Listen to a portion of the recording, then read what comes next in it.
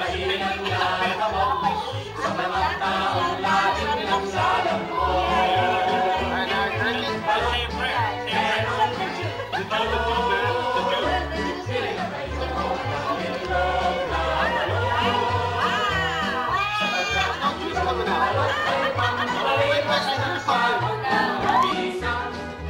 Pampalakas ng tuhod. Bili na kayo ng aming balon.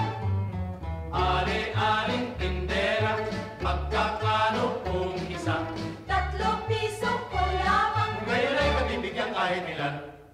Balot, penoy, balot. Bili na kayo ng itlog na balot. Sapagkat itong balot ay pampalipas ng pagod at mabisang pampalakas ng tuhod.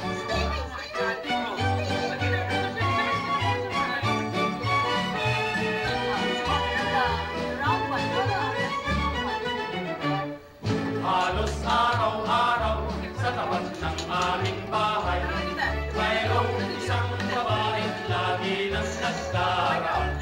Sulong ay pinay, kung dapat ay paintay, at ang bita ay kalahaw sa iwanang ulan. Balot, penoy, balot. Bili na kayo ng itlog na balot. Sapagkat itong balot ay mainam na gamot sa mga taong laging naglalambot. Balot, penoy, balot.